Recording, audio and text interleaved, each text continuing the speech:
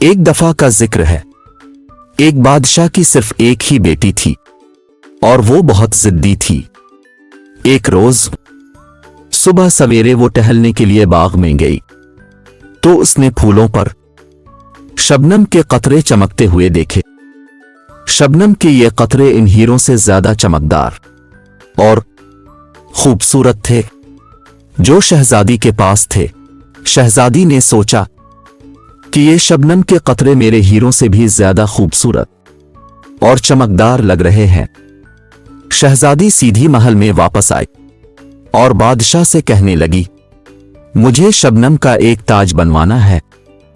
جب تک مجھے تاج نہیں ملے گا میں کھانا نہیں کھاؤں گی نہ ہی کچھ پیوں گی۔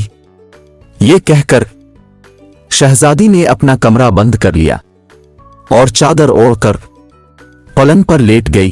بادشاہ جانتا تھا کہ شبنم کے قطروں سے تاج نہیں بنوایا جا سکتا، لیکن بادشاہ یہ بھی جانتا تھا کہ شہزادی بہت ضدی ہے۔ پھر بھی اس نے شہزادی کی ضد پوری کرنے کے لیے شہر کے تمام سناروں کو بلایا اور ان سے کہا کہ 3 دن کے اندر اندر شبنم کے قطروں کا تاج بنا کر پیش کرو ورنہ تمہیں سخت سزا دی جائے گی۔ یہ سن کر سنار بہت پریشان ہو گئے، وہ بہت حیران و پریشان نظر آ رہے تھے۔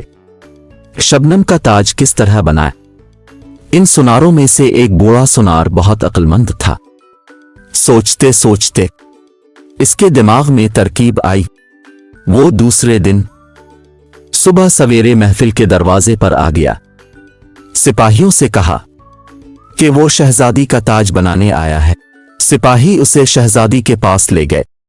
بوڑھے سنار نے شہزادی کو جھک کر سلام کیا اور بولا، میں آپ کا تاج بنانے کے لیے آیا ہوں، لیکن میری ایک چھوٹی سی درخواست ہے۔